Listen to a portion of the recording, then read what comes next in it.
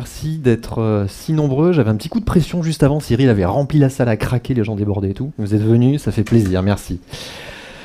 Donc, je suis là pour vous parler de la découverte, de ma découverte de la neuroévolution, donc autour de l'apprentissage automatique. Et pour faire ça, on va créer ensemble un petit jeu vidéo, un jeu de voiture autonome dans le navigateur web. Alors avant, pour commencer, je vais parler un petit peu de moi. Alors, qui c'est dans l'assistance qui reconnaît cette machine-là? Oui, oui. Ah, merci, merci, je ne suis pas le seul si vieux. Donc ça, c'est un TO770 qui a été développé par Thomson il y a très longtemps. Et c'est la première machine que j'ai eu entre les mains et la première machine sur laquelle j'ai appris à développer. Donc ça, c'était grâce à un super programme dans l'éducation nationale qu'on avait à l'époque, où j'étais en CM2 à 10 ans, vous voyez, j'avais 10 ans. On avait des machines comme ça dans la salle, et il y avait un programme qui s'appelait l'informatique pour tous. Et mon premier contact avec l'informatique et le développement, ça a été autour de la création d'un petit jeu vidéo. Alors le jeu vidéo là-dessus, ça restait très basique, hein, donc c'était un casse-brique, hein, grosso modo, mais pour un enfant de 10 ans, c'était juste magique. Donc on recopiait des lignes de code, on comprenait pas forcément tout, on faisait des erreurs, et à la fin, on exécutait. Et on avait un jeu, et ça fonctionnait, c'était magique. Et il y avait un stylet tactile sur l'écran, c'était... bref. Voilà, et pour la petite blague, à l'époque, on développait en BASIC, il y avait une cartouche dedans, et si vous faites attention, vous allez voir, c'est Microsoft qui fournissait le BASIC pour les ordinateurs Thomson en France. Voilà. Donc je me présente, je m'appelle Christophe Kamikaze, vous avez les liens pour me retrouver, Twitter principalement. Je suis architecte principal, mais pas que, ça c'est le jour. Le soir, je fais du stream et du podcast autour de différentes passions que je partage. Je suis resté très curieux et enthousiaste de tout ce qui est autour de la tech, et pas que du développement. Et je suis resté un grand enfant, donc je suis resté gamer, et particulièrement rétro gamer, donc j'aime les vieux jeux avec des gros pixels, mais vous risquez peut-être de vous en rendre compte dans cette présentation. Alors, parmi les sujets qui m'ont marqué, c'est l'évolution de l'intelligence artificielle, et notamment dans des domaines autour du jeu vidéo. Donc on a de plus en plus de jeux vidéo où on va jouer avec des IA en face. Alors un premier exemple que j'ai retenu, c'est celui-ci. Est-ce que vous reconnaissez ce jeu? C'est un casse-brique. Ouais, alors c'est un des premiers casse-briques qui est sorti sur Atari 2600.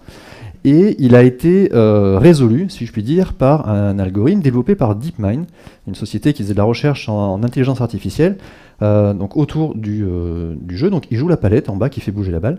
Et le fait marquant là-dessus, c'est que, donc ça c'était fait en 2013, le fait marquant c'est que l'IA a appris à jouer au jeu par elle-même, et elle a appris des stratégies. Il y a des stratégies qui ont émergé, notamment il y en a une où elle va en fait creuser un trou dans le mur, passer la balle de l'autre côté, et en fait, elle va péter toutes les briques toute seule sans se fatiguer. Donc elle a le moindre effort pour pouvoir résoudre et marquer un maximum de points derrière.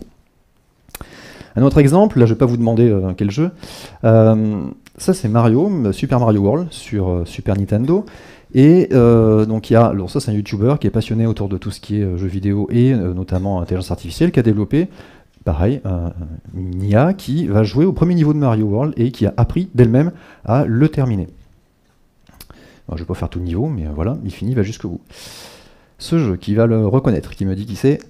Oui, c'est Quake. Quake 3, effectivement. Quake 3 Arena.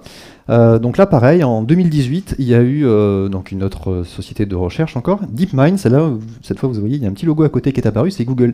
Google, ils ont racheté DeepMind, ils se sont dit, c'est vachement bien ce qu'ils font, on a envie de les avoir chez nous. Donc ils ont créé en fait différents agents, donc des intelligences artificielles qui vont jouer au jeu. Et là, ce qui est intéressant, c'est que donc ils ont appris, pareil, à jouer à des parties automatiques avec d'autres IA, avec d'autres humains, et surtout ils ont fait du travail en équipe. Donc là, c'est un jeu qui se joue en capture the flag, donc deux équipes qui doivent capturer le drapeau dans le camp adverse. Et encore une fois, il y a des stratégies qui ont émergé de cet apprentissage automatique où les agents ont appris en fait à collaborer entre eux ou contre l'équipe adverse. Donc il y a ça qui a émergé derrière. Un dernier exemple qui reconnaît ce jeu-là. Ah, il y a plus de monde là, ça y est. C'est bien parce que comme ça je vois les différentes générations dans l'assistance, c'est parfait. Dota 2, effectivement, donc ça c'est plus récent, 2019, donc c'est une autre société qui s'appelle OpenAI, qui est une initiative en fait dont on parle beaucoup autour de Elon Musk et tout ça. ils ont, parmi tous leurs champs de recherche, développé des algorithmes pour jouer à Dota 2, et ils ont fait les actus, si vous suivez un petit peu le jeu vidéo, notamment le e-sport, il y a deux faits notables, ils ont battu d'abord les meilleurs joueurs mondiaux dessus, et après ils ont développé OpenAI 5, donc là c'est une équipe de 5. Et pareil, donc l'équipe de 5 a joué contre l'équipe de 5 meilleure mondiale et ils les ont juste pulvérisés. Et encore une fois, ils ont développé des stratégies d'équipe. Donc ils ont appris à travailler ensemble pour combattre les humains derrière. Tout ça c'est génial, je me suis dit, ça rejoint deux domaines qui me plaisent énormément. L'IA, j'ai envie de savoir ce que c'est, j'ai envie de comprendre comment ça fonctionne. Le jeu vidéo, super. Et la programmation. Donc je me suis fixé quelques objectifs, je me suis dit j'ai envie d'apprendre tout ça, j'ai envie de le pratiquer, donc pas juste aller voir des vidéos ou essayer d'appliquer des algorithmes qui existent déjà. En même temps j'ai envie de créer quelque chose, donc ça fait partie de coder des choses, donc inventer peut-être des choses, aller chercher, fouiller, faire des erreurs et apprendre, et puis évidemment s'amuser, hein, on est dans le monde du jeu vidéo également là-dessus. Et alors là, premier truc, je vais essayer de trouver un jeu dans lequel on peut aller chercher à résoudre, comme ça le jeu est perdu direct, parce que c'est extrêmement compliqué. Il y a plein de choses en fait qui se cachent derrière ces différents algos qui fonctionnent, que je vous ai montré. C'est d'une part la complexité pour résoudre ce problème-là. Le deuxième, c'est collecter les données, c'est-à-dire que comment on va savoir ce que c'est le jeu, quels sont les bons critères pour prendre des décisions, qu'est-ce que je cherche à faire derrière. C'est extrêmement compliqué. Pour l'anecdote, les différents jeux que je vous ai montrés, en fait, les gens sont connectés directement au moteur du jeu. Pour Quake 3, le jeu est open source, donc du coup on peut avoir accès au moteur du jeu, mais du coup on peut aller chercher l'emplacement de tous les éléments en temps réel, etc. Pour Dota 2, reconnaissance d'image, pour savoir où se positionnent les éléments, etc. Donc c'est vraiment des choses qui sont beaucoup plus compliquées à faire. En plus de ça, l'entraînement est très long. Et voilà. Alors ça, c'est un petit bout de code qui est extrait du jeu de Super Mario qui se joue tout seul, Mar.io. Et en fait, le gars qui a développé ça, il a fait ça dans un émulateur, et il va lire en direct la mémoire de l'émulateur pour savoir précisément où se positionne chacun des sprites, pour savoir du coup, pour représenter le jeu à l'IA, pour prendre des décisions derrière. Alors ça, autant vous dire, ça cochait pas la dernière case de mes objectifs, là, s'amuser, c'était pas fun du tout, aller débugger en mémoire ce qui se passait dans un jeu, c'était pas l'objectif. Donc là, j'étais un peu perdu, et puis il y a une autre actu dans la tech qui est remontée, qui m'a fait un petit peu tilt, c'est donc la Tesla, des voitures autonomes électriques, qui a annoncé que, super, sur notre nouveau tableau de bord, on va maintenant mettre à disposition un émulateur pour jouer à des jeux vidéo. Formidable. Donc là, vous avez un jeu de voiture, pole position, et vous allez pouvoir jouer avec le volant de la voiture directement dessus. Voilà. À l'arrêt, hein, je précise, à l'arrêt de la voiture. Donc c'est génial, je me suis dit, ah c'est super, ils font du rétro gaming, Tesla, voiture autonome, ah c'est pas mal, on peut faire un truc autour de ça. Et en parallèle de ça, on entend beaucoup parler des voitures autonomes, Uber qui écrase des piétons, etc. Et je me suis penché un peu là-dessus, je me suis dit, ça peut peut-être être quelque chose qu'on peut essayer de simuler en créant autour d'un jeu de voiture un principe de voiture autonome. Donc le principe des voitures autonomes, c'est une voiture, en fait, elle s'est avancée, reculée et tournée, et elle a surtout connaissance de l'environnement qui l'entoure. Donc elle a un ensemble de capteurs qui vont pouvoir scanner l'environnement autour et mesurer globalement des distances et reconnaître des objets, puis prendre des décisions en conséquence pour continuer à avancer ou pour tourner. Du coup, quand on se base là-dessus, on peut chercher à le modéliser. Et je me suis dit, je vais faire dans le navigateur.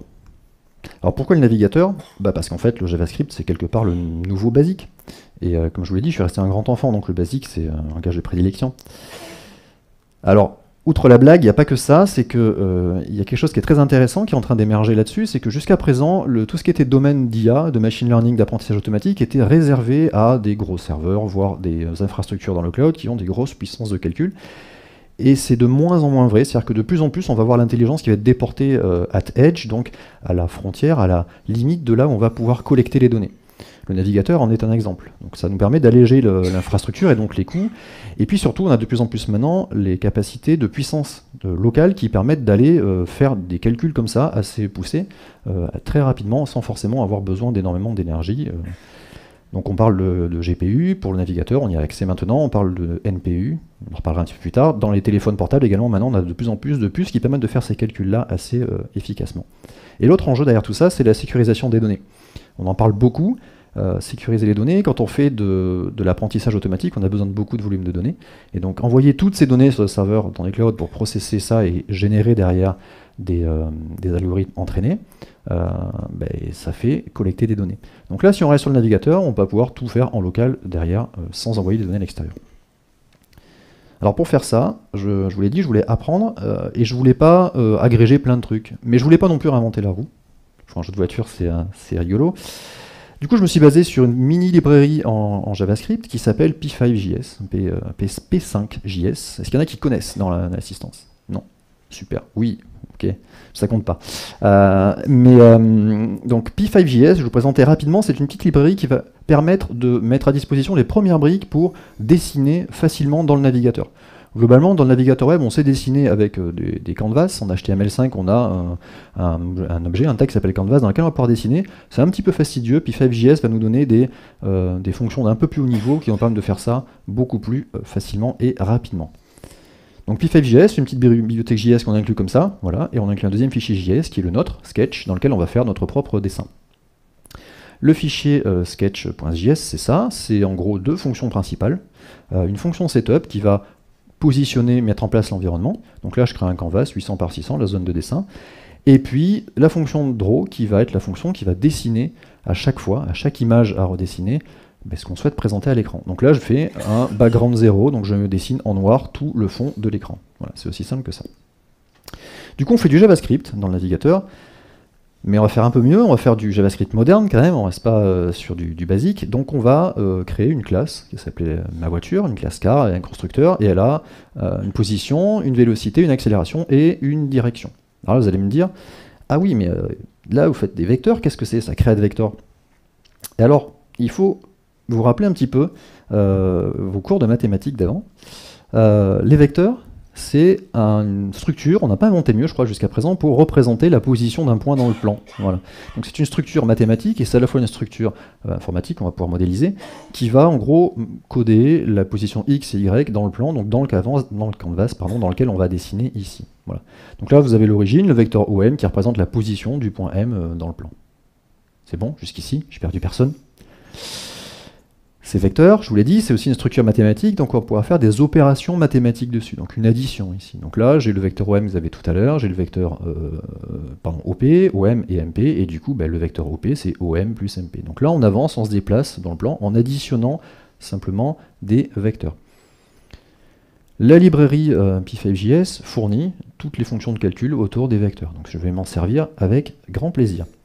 Donc là, je commence à agrémenter ma fonction de dessin, ma fonction draw. Donc je prends un stylo bleu, je prends une épaisseur de trait 8, et puis je dessine un premier point. Je change l'épaisseur du trait, je calcule un premier vecteur qui va correspondre à la direction de ma voiture, et je tire une ligne entre la position de la voiture et la longueur du trait que je veux tirer. Alors je vais vous montrer ça en temps réel. Hop. Voilà, donc là j'ai une magnifique voiture, vous avez vu, qui est représentée à merveille, donc le petit point et le trait qui est en face. Voilà.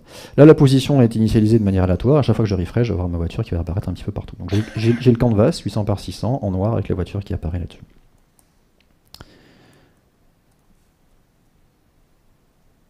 Merci.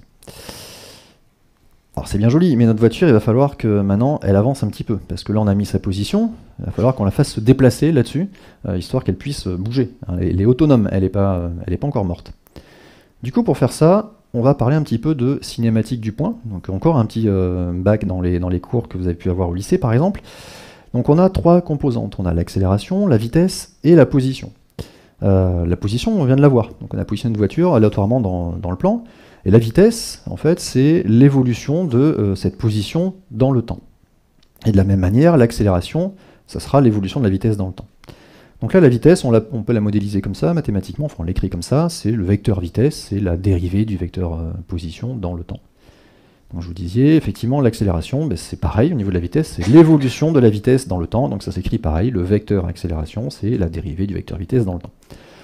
Ça, c'est la représentation mathématique. Maintenant, au niveau du code, comment on va gérer ça? En fait, on va prendre le problème dans l'autre sens.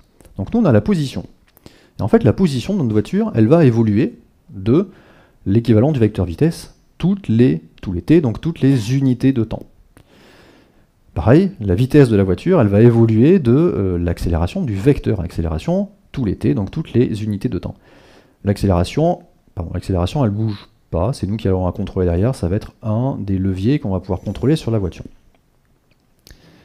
Du coup, tous les t, on va faire ça. Donc tous les t, on calcule le vecteur accélération à partir de l'angle dans lequel se dirige la voiture, et toutes les unités de temps, on rajoute au vecteur vitesse, la vélocité, donc du coup l'accélération, et au vecteur position, la vélocité. Ça, derrière, qu'est-ce que ça nous fait? Ben, ça nous fait une voiture qui avance et qui accélère tout droit. Voilà. Donc là, position et direction sont initialisées aléatoirement, et donc là, tout l'été, la voiture avance. Je pourrais le faire plein de fois, ça, voilà. Alors, tout l'été, ici, on va utiliser, hop, pardon, je vais trop vite, toutes les frames. Donc à chaque fois qu'on a besoin de rafraîchir l'image, en fait, notre unité de temps, ça sera la vitesse de rafraîchissement de la page. Voilà, donc ça simplifie du coup les calculs. On n'a pas à faire de calcul de timer, on fait cette fonction-là à chaque fois dans la fonction draw que je vous ai montré tout à l'heure. Maintenant, on va rajouter un petit peu plus de trucs. Donc là, la voiture, elle s'est accélérée, mais tout droit, et puis on ne peut pas la contrôler. Donc on va rajouter les trois composantes principales du mouvement de la voiture, qui vont être l'accélération, donc ça on l'a vu, mais on va la contrôler maintenant. La décélération, donc ça c'est pareil, sauf qu'on va prendre l'accélération en sens inverse, donc je la multiplie par -1 ici. Et puis la rotation, donc là on va pouvoir faire tourner notre voiture, donc changer en gros sa direction. On ne va pas changer que sa direction, on va aussi changer l'ensemble des autres vecteurs, hein, la vitesse et l'accélération. Si on ne le faisait pas, en fait, ça ferait une voiture qui dérape. On ferait du drift, et pour l'instant, on ne fait pas un jeu de rallye, on fait un jeu de voiture de base. Donc on fait ça en tournant. Notre voiture, elle va se sentir un petit peu seule, vous avez vu, elle a un gros canvas tout noir toute seule, donc on va lui rajouter des murs. Et donc là, les murs, c'est ni plus ni moins que 2 points et un trait qui est tiré entre les deux, donc 2 vecteurs et un trait qu'on va tirer entre les deux. Et là de suite, on commence à avoir un peu plus de monde ici présent. Donc là, la voiture, elle est contrôlable manuellement. Donc là, j'ai les contrôles manuels au clavier, donc avec les 4 flèches du clavier. Donc là, je peux tourner, je peux me promener, tourner, avancer, etc. Donc là, vous voyez, on peut passer à travers les murs, c'est formidable. Il n'y a aucune gestion des collisions. On commence à avoir un petit truc qui ressemble à la voiture. Je pourrais faire ça encore longtemps. Hop. Alors, on continue d'avancer. Il nous manque encore quelque chose. C'est comment on va pouvoir gérer les collisions avec les murs, notamment. Donc la voiture, elle a un environnement, il faut qu'elle en prenne connaissance. Pour faire ça, on va utiliser une technique de développement dans le jeu vidéo qui s'appelle le raycasting. Donc le raycasting, ça veut dire, globalement, je vais tirer des rayons pour mesurer globalement des distances. Alors pour tirer des rayons, c'est très simple, je reprends ma classe voiture et je vais rajouter du coup dans son constructeur un ensemble de rayons. Alors ce qui est très intéressant, c'est que ces rayons-là, ça va correspondre globalement aux capteurs que les voitures autonomes physiques réelles ont, c'est les LiDAR. Donc les LiDAR, c'est un petit truc qui va tourner, qui va balayer avec un rayon laser et qui va calculer la distance avec laquelle, le temps que met le rayon laser à revenir, et du coup va en déduire la distance à laquelle l'obstacle se trouve derrière. Si vous n'avez pas de voiture autonome, sachez qu'il y a des aspirateurs autonomes qui fonctionnent aussi comme ça. Voilà. Donc là, on rajoute ça, on tire des rayons, et puis on va avoir notre voiture qui va avoir des rayons qui tirent autour, ça va être génial. Voilà. Super. Donc là j'ai 8 rayons autour, ça me permet d'avoir une connaissance de l'environnement, tiens je peux sortir à l'extérieur, mais ça ne me permet toujours pas de faire un calcul de collision. Donc pour faire un calcul de collision, on va reprendre les vecteurs qu'on a. Alors lisez pas encore ça, je vais vous montrer l'exemple. Voilà. Donc on a 2 vecteurs ici que j'ai représentés. Le vert, on va dire que ça va être un des murs qui est dans l'environnement de la voiture, et le rouge ça va être un des rayons, donc un des rayons tirés par le LiDAR de la voiture. Et on veut savoir où se situe le point d'intersection de ces vecteurs-là. Alors le point d'intersection, en fait, pour faire ça, on va utiliser des portions des 2 vecteurs. Donc on va se dire, j'ai mon vecteur R, et je vais en prendre une portion. Donc je vais prendre la moitié, un tiers, quelque chose fois mon vecteur R, et jusqu'à trouver la bonne longueur pour que ça corresponde pile, ici, vous voyez, je fais bouger les 2 portions, pile au point d'impact qu'il y a ici. Donc vous voyez, donc le vecteur R, je multiplie par un nombre, TR, donc une portion de R, et jusqu'à ce que je trouve la bonne valeur qui est derrière. Donc ça, on peut en écrire derrière l'équation mathématique qui correspond. En fait, si on rajoute un peu plus de détails, mon vecteur R, il est au milieu du plan. Il faut toujours se rebaser sur l'origine. Donc là, l'équation, elle est ici. L'équation, elle est le vecteur A plus le vecteur TR, c'est égal à le vecteur C plus le vecteur US. Donc on rajoute ces 2 vecteurs avec une portion et on trouve notre point d'arrière. Ça, c'est l'équation de base sur laquelle on va se baser pour trouver ce point d'intersection, ce qui est écrit ici. Donc on cherche en fait on a deux inconnus, 2 variables, qui sont T et U, tels que l'ajout de ces 2 vecteurs, ces 2 vecteurs sont égaux. Et ça sera notre point d'intersection qu'on va chercher. Alors c'est super, on a une belle équation mathématique, on a des objets mathématiques qu'on sait manipuler, mais on a une équation, 2 inconnus. Et on a un petit problème là-dessus, on ne va pas savoir la résoudre comme ça facilement. Pour ça, on va introduire un nouveau concept autour des vecteurs, c'est le produit vectoriel. Donc pour l'instant, on a fait des additions, on peut faire aussi des multiplications entre vecteurs. Donc là, c'est une opération qui s'écrit comme ça. Donc on a 2 vecteurs U et V qui ont les 2 composantes x, y chacun, donc x1, y1, x2, y2. Et le produit vectoriel entre les deux, donc U multiplié par V, U croix V, c'est x1 fois y2 moins x2 fois y1. Ça, du coup, c'est pas un vecteur. Ça, c'est un scalaire, c'est un nombre derrière. Cherchez pas une signification dans le plan, pour l'instant ça n'a aucune valeur en fait derrière. C'est juste une fonction mathématique qu'on rajoute autour des vecteurs. Cette fonction, elle a des trucs très intéressants, c'est-à-dire que si on a deux vecteurs qui sont égaux, si u et v sont égaux en fait, si on les multiplie tous les deux par le même vecteur, donc là je multiplie par a u et v de l'autre côté, en fait l'équation reste vraie. Voilà. Donc ça veut dire, ça c'est un nom mathématique, on parle du produit, l'égalité est compatible en fait avec le produit vectoriel. Et on va s'en servir. On reprend notre équation qu'on avait juste avant, donc le a plus tr égale c plus uv, et on va multiplier ça comme ça arbitrairement par le vecteur s des deux côtés. Donc là on est sur une équation mathématique avec des plus et des multiplications. On va distribuer la multiplication sur l'addition. Comment on sait le faire? On va en distribuer le s sur a et tr. Voilà, a fois tr, etc. Je vous lis pas tout, mais vous voyez, vous comprenez le principe. Et là il va se passer quelque chose d'intéressant, c'est que à droite, vous voyez que vous avez le produit scalaire de s par lui-même. Alors si vous vous rappelez la définition, c'est xy moins xy. Sauf que là, c'est deux fois les mêmes xy. Donc du coup ça s'annule. Donc le produit vectoriel de s par lui-même, c'est 0. Du coup, qu'est-ce qui va se passer? C'est magique, on perd une des inconnues dans notre équation. Et on se retrouve avec une équation avec une seule inconnue. Et donc là, on peut en déduire t. Hop, je vous la fais courte, voilà. Donc t, c'est ce calcul-là. Donc on prend l'ensemble des vecteurs qu'on a, qui nous ont servi en fait à dessiner le mur, le rayon, la voiture et tout ça, et on fait cette opération, donc multiplication, soustraction, division, et on obtient le pourcentage dans lequel va se situer le point d'impact entre la voiture, le rayon, la voiture, pardon, et le mur sur lequel elle se situe. Donc ça se traduit relativement facilement en JavaScript, encore une fois parce qu'on a une bibliothèque qui nous permet de faire des calculs sur les vecteurs. On écrit simplement le produit vectoriel, là, le cross 2D, produit vectoriel en croix en 2 dimensions, et puis on fait soustraction, multiplication des deux vecteurs, exactement l'opération qu'on a écrite tout à l'heure juste avant. Et donc là, si on commence à implémenter ça, du coup, on reprend notre voiture, et maintenant on tire toujours des rayons, il y a des murs, sauf que là, on est capable de calculer à quelle distance se situent les murs, et du coup, on arrête de dessiner les rayons à cette distance-là. Voilà. Et donc là, on a déjà une notion de prise de distance. Ce qui est intéressant, c'est qu'on peut même afficher ici la valeur de la distance à laquelle le mur se situe.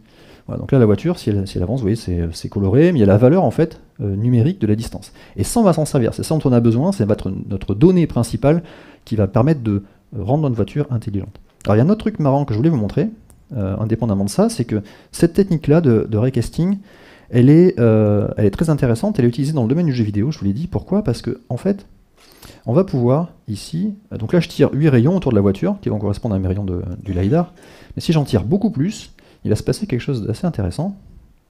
Voilà. C'est que là, en fait, on va faire une simulation de projection de lumière. Et donc ça, on s'en sert beaucoup dans les jeux vidéo pour plein de choses. Déjà, cette technique a été inventée par John Carmack pour les premiers jeux vidéo 3D, Wolfenstein et Doom notamment.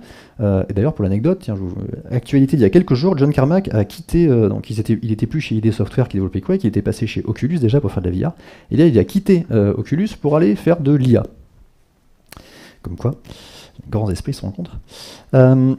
Et donc du coup là en fait on tire de la lumière et du coup on a l'équivalent d'une projection d'ombre et les jeux vidéo s'en servent notamment pour faire des cônes de vision. Voilà, donc vous avez des ennemis qui peuvent vous repérer ou pas, mais si vous êtes planqué derrière le mur, il ne va pas vous voir parce qu'il est en capacité de savoir jusqu'où il peut voir avec ce cône de vision en tirant notamment des éléments de lumière comme ça. Voilà.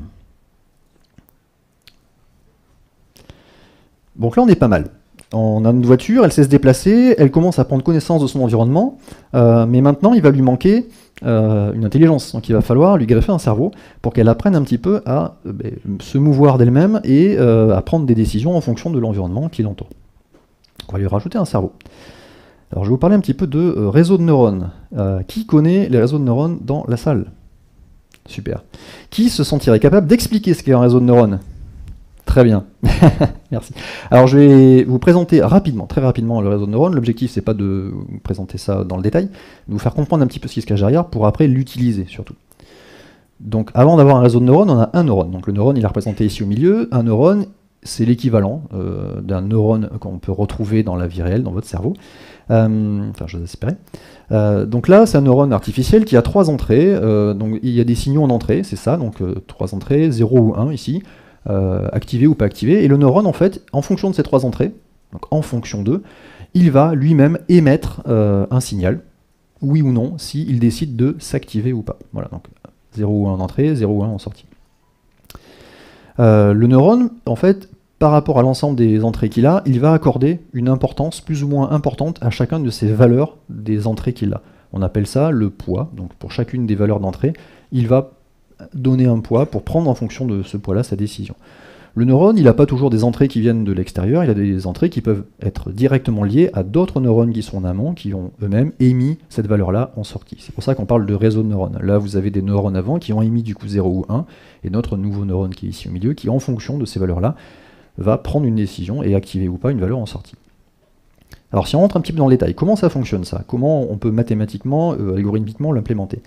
En fait, on va le faire en deux étapes. La première étape, c'est le neurone, il va prendre connaissance des valeurs qu'il a en entrée, et il va calculer un petit peu quelle importance il va accorder à l'ensemble de ces valeurs-là. Donc on a trois valeurs en entrée, D1, D2, D1, D1 et D3. Tiens, belle erreur de typo. Et on a trois poids, W1, W2, W3 en entrée. Et une première valeur qu'on va calculer, c'est la somme des poids multipliés par les valeurs d'entrée. Ça, c'est la première valeur, c'est la valeur in. Donc ça, c'est la première étape de notre neurone, il va calculer ça.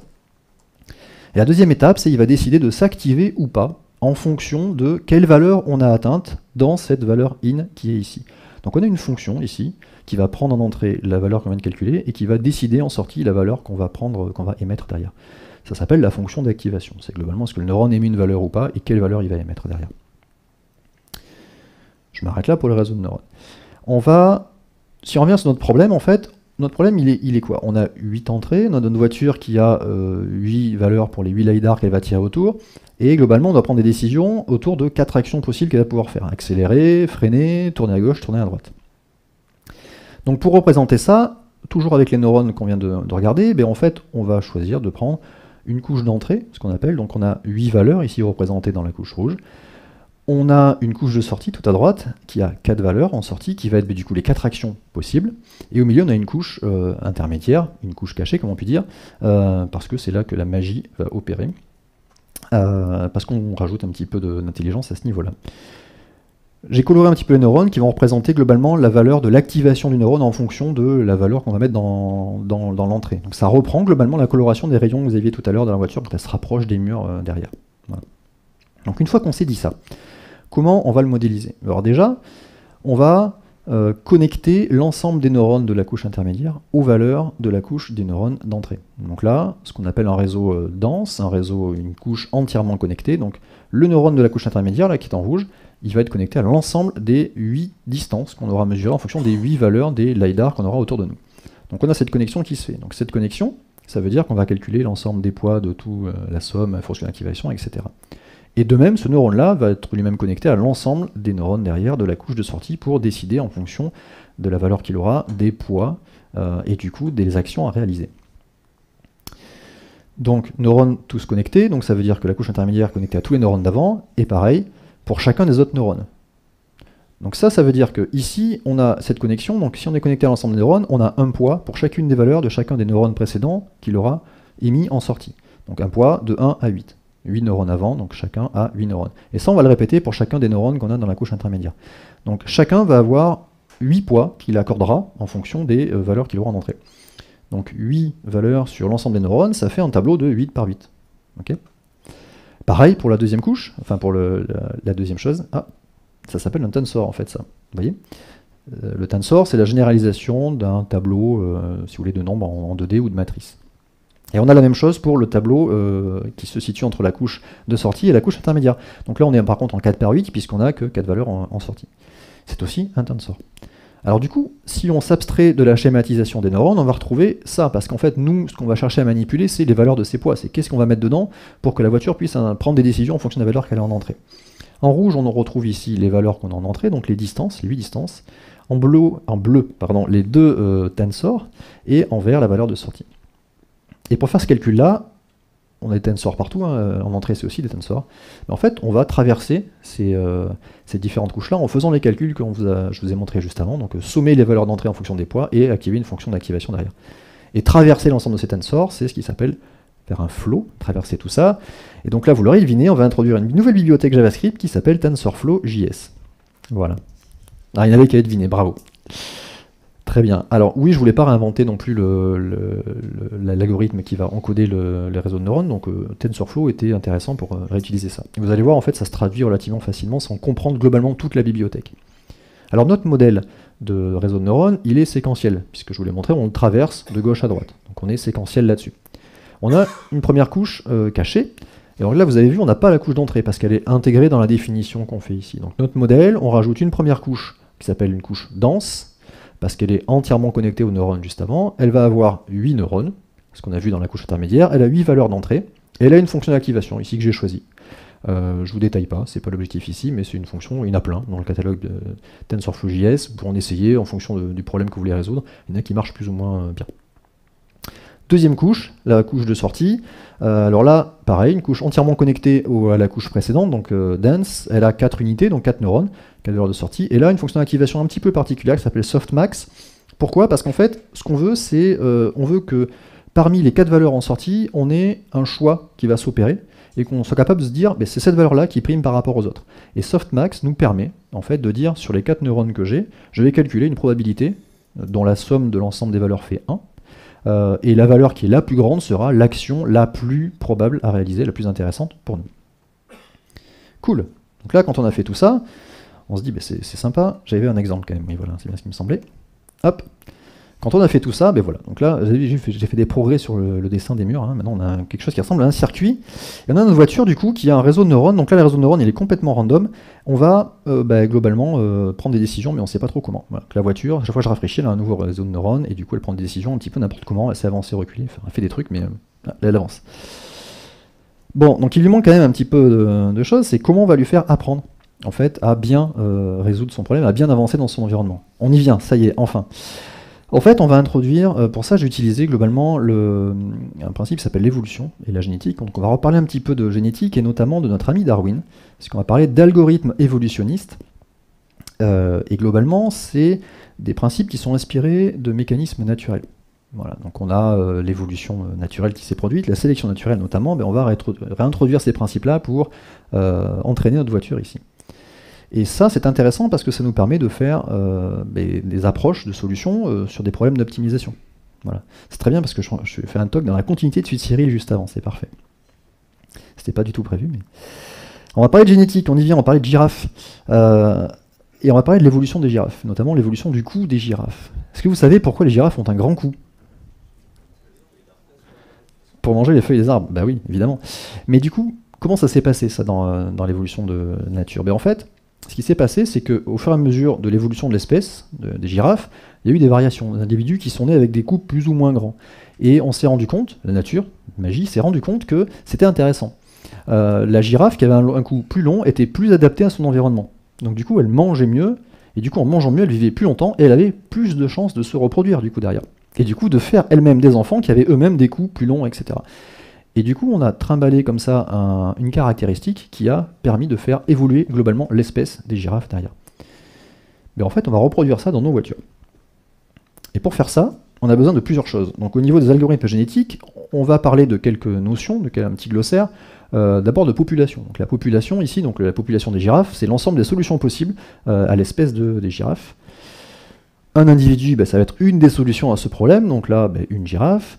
Un chromosome, c'est l'ensemble des caractéristiques qui vont encoder la girafe. Et un gène, c'est le codage d'une des caractéristiques. Si on transpose ça à notre problème, en fait, on va se retrouver avec la population, ça va être plein de voitures différentes, avec des caractéristiques différentes. Un individu, ça sera une voiture. Le chromosome, globalement, donc ça va être le cerveau de la voiture qu'on a commencé à développer, le réseau de neurones, et un des gènes, ça sera l'équivalent des poids. C'est un poids de chacun des tensors qu'on aura dans le réseau de neurones. Alors, qu'est-ce qu'il nous faut? Il nous faut une population. Donc une population, très simple, on avait une voiture, on va en créer plein. Voilà. Donc on boucle, on crée plein de nouvelles voitures, et on les balance dans le dessin, on va les mettre en action. Et la deuxième chose, c'est il faut introduire de la variation. Donc la variation, c'est ça, donc ça veut dire que dans notre réseau de neurones, en fait, on va initialiser une partie des poids avec du random. On va dire, voilà, c'est aléatoire, la valeur des poids est aléatoire. Et si on fait ça, on se retrouve avec, voilà, donc là je démarre une nouvelle génération, donc là j'ai 150 ou 200 voitures qui sont balancées, et puis des caractéristiques qui commencent à émerger, pas mal. Si le random a marché du premier coup, pas mal. Donc là vous voyez des caractéristiques qui sont émergées, et presque. Donc là il y a plein de voitures qui partent, les voitures avancent, dès qu'elles se prennent un mur, elles meurent. Dès qu'elles font trop de surplace, elles meurent aussi.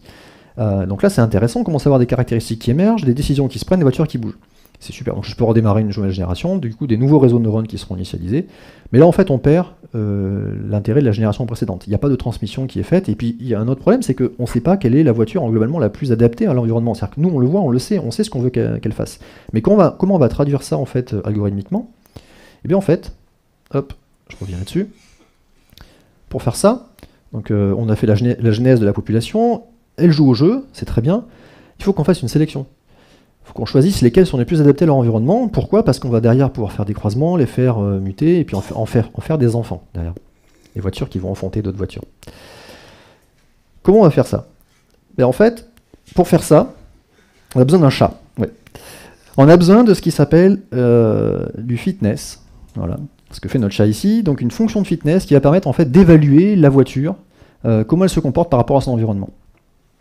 Alors ça, c'était un résultat d'un des premiers tirs qui était fait tout à l'heure avec des voitures qui sont parties. D'après vous, laquelle est la plus adaptée à l'environnement par rapport à ce qu'on veut faire? Celle qui est toute à droite. Et alors comment on va calculer ça? Ben, en fait, on va regarder ici notre ligne de départ et on va se dire, ben, celle qui a fait le plus grand parcours, c'est pas celle qui a vécu le plus longtemps parce qu'elle pourrait faire du surplace et vivre très longtemps, mais c'est pas intéressant. C'est celle qui est allée le plus loin. Et pour aller plus loin, on va calculer globalement l'endroit où elle est arrivée, elle a tapé le mur, et on va mesurer l'angle globalement qui est ici. Donc on reste sur des vecteurs et on va mesurer l'angle qui entre les deux. Ça sera la fonction de fitness, la valeur de fitness de notre voiture qui va du coup être scorée comme il faut. Ça c'est très bien. Mais du coup, une fois qu'on a fait ça, on est capable d'évaluer notre voiture, il va falloir qu'on la sélectionne pour faire des croisements. Et donc là, on va introduire un autre algorithme qui s'appelle la sélection à la roulette. On va se dire, ben, j'ai plein de voitures, je sais les évaluer, et maintenant, je vais retenir parmi celles-ci lesquelles sont les plus adaptées à se reproduire, et puis on va les faire se reproduire. Alors, la sélection à la roulette, vous avez une roulette, vous la faites tourner, et vous tombez sur une case, et vous avez gagné. Ça se passe comme ça. Donc là, modélisé dans notre jeu de voitures, on a globalement 5 voitures de A, B, C, D, E, avec leur score global qui sont arrivés, et le total de tous ces scores fait 16. On va représenter ça dans une roulette avec des camemberts qui seront plus ou moins larges en fonction du score obtenu par la voiture. Et en fait, de manière aléatoire, on va faire tourner cette roulette, et on va choisir un des éléments qui va s'arrêter dessus. Donc soit je la fais tourner, comme ça, vous voyez, je fais tourner, et puis crac, je l'arrête, hop, et j'en ai choisi une. Et l'algorithme, en fait, il va fonctionner dans le sens inverse, c'est-à-dire que la manière dont on va le coder, c'est que on va pas faire des camemberts, on va faire une structure plutôt de type tableau, et on va plutôt se trimballer dans ce tableau en choisissant une valeur random. Donc là, je choisis une valeur random entre 0 et 16. Vous voyez, donc là, il y a 3 qui a été choisi. Et là, je vais me parcourir ma liste jusqu'à arriver dans le camembert qui correspond à la valeur 3. Voilà. Donc là, je tourne. Voilà, j'ai pris 11, et du coup, crac, ça tombe sur le camembert qui représente la voiture E, etc. Et ça, on va le coder. Et pour le coder, hop, voilà. Pour le coder, on calcule toutes les valeurs de fitness qu'on a vues juste avant. On met toutes ces voitures-là dans un tableau, avec leurs valeurs qui correspondent au score qu'elles ont obtenu, et ben, on les parcourt ce tableau-là en fonction d'un nombre aléatoire qu'on a choisi, jusqu'à arriver au score, dépasser le score qui correspond à la voiture qu'on a. Ça correspond à notre parcours d'algorithme dans la roulette qui a tourné. Et ça, on le fait 2 fois, et ça nous donne 2 parents. Super, on a sélectionné 2 parents qui ont le droit de se reproduire, de créer des enfants. C'est formidable. Maintenant, comment on fait des enfants? Alors, cette bouteille de lait, tu vois, blague de vieux. Donc, on a notre réseau de neurones qui est là, et c'est ça en fait qu'on va chercher à reproduire, en fait, à transmettre à nos enfants. Donc, notre réseau de neurones, c'est ces 2 couches-là globalement, et donc on en a 2. On a 2 parents qui sont comme ça. Et pour faire ce croisement-là, on va simplement en fait prendre un poids sur 2 entre les réseaux de neurones entre toutes les couches des réseaux de neurones des 2 parents. Donc là, j'en prends 1 sur 2 de la voiture bleue et 1 sur 2 de la voiture rose. Et crac, ça nous fait un nouveau réseau de neurones, un nouveau cerveau, du coup, une nouvelle voiture. Alors je vous passe l'algorithme, hein, mais globalement, ça se traduit de la même manière que ça se dit oralement, en JavaScript avec les librairies TensorFlow. Voilà. Pour 102 égale 0, j'en prends 1 sur 2, crac, boum, je le fais dans un nouveau tableau et c'est parti. Ça, c'est bien. Mais ça nous empêche d'introduire en fait de nouvelles caractéristiques. Donc il y a une étape qui nous manque, c'est la mutation. Il va falloir qu'on mute un petit peu tout ça, qu'on rajoute un petit peu de nouveaux éléments dedans, et pour ça, on va simplement reprendre notre tableau, notre réseau de neurones qu'on a généré derrière, et puis on va introduire comme ça, aléatoirement, dans une des valeurs du tableau, donc dans un des gènes, un des poids d'une des couches du réseau, une valeur aléatoire. Donc là, random, au milieu, n'importe où. Quand on fait ça, on commence à être pas mal. Voilà. Donc là, je reprends mon jeu de voiture, mon circuit, je démarre une nouvelle génération, et donc là, les voitures vont avancer. Donc vous voyez, il y en a qui avancent à l'endroit, d'autres qui avancent à l'envers. c'est elle qui voit. Ça c'est tout à fait possible parce qu'en fait le système est entièrement symétrique, donc du coup ils peuvent parfaitement le faire. Donc là voilà, donc il y en a une qui est allée très loin, donc celle-là va être retenue parmi les autres avec le droit de faire des enfants. Donc on risque d'avoir des enfants qui vont partir en marche arrière ou pas, voilà. Donc là il y a une nouvelle génération, vous voyez en haut à gauche il y a la génération qui se fait, donc là une vraie transmission qui se fait, la nouvelle génération prend en compte les caractéristiques de la génération précédente. Hop, et donc à chaque fois j'aurai ça. Donc là je peux vous mettre ça en vitesse accélérée et en auto-génération, voilà. Donc là j'ai toujours 200 voitures qui partent à chaque tour, et au fur et à mesure, vous voyez, elles vont de plus en plus loin. Et les caractéristiques, voilà, il y en a une qui a gagné. Et donc les caractéristiques sont sélectionnées en fonction de ça, elles font des enfants, et du coup il y a de plus en plus d'enfants qui vont de plus en plus loin là-dessus. Alors évidemment, il y en a plein qui restent aussi sur place, parce qu'à chaque fois qu'on réintroduit de la mutation, des caractères aléatoires, mais potentiellement ça ne fonctionne pas. Voilà. Alors ça c'est intéressant, on va arrêter ça, on va revenir là-dessus, tac tac tac. Là c'est intéressant, donc j'ai une voiture qui fait le tour du circuit, ça fonctionne. Si je le relance ici, elle va jusqu'au bout. Enfin, il y en a une dans le tas qui va juste au bout. L'autre truc intéressant, c'est que maintenant qu'on a fait ça, ben, notre voiture elle est autonome, en tout cas elle sait évoluer sur ce circuit-là. Mais maintenant on va lui dire, on va attendre qu'il arrive au bout, on va lui dire, ben, c'est très bien, tu vas aller sur un autre circuit. Allez, meurs. Meurs. Meurs. Bon, c'est pas grave, meurs, ça y est. Hop. Donc on change de circuit. Alors là, il va se passer un truc. Donc une petite mutation dans le circuit, mais c'est intéressant parce que là, il va se passer quelque chose de nouveau. C'est que nos voitures, donc on les lance pareil, le circuit est quasiment pareil, mais pas tout à fait. Il y a un truc qui change, c'est que nos voitures, jusqu'à présent, elles ont appris uniquement à tourner à droite. Et là, on a introduit un virage à gauche. D'après vous, qu'est-ce qui va se passer?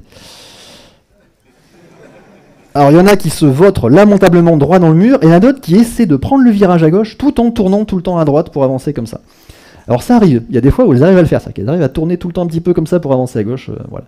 Donc ça veut dire quoi? Ça c'est une représentation très simple de ce qu'on appelle les biais cognitifs, notamment sur l'entraînement de réseaux de neurones, c'est que globalement, on a des voitures qu'on a entraînées qu'avec des virages à droite, et du coup quand on représente un virage à gauche, elles ne savent pas faire. Alors si on a eu un peu de chance, ça serait arrivé, mais voilà.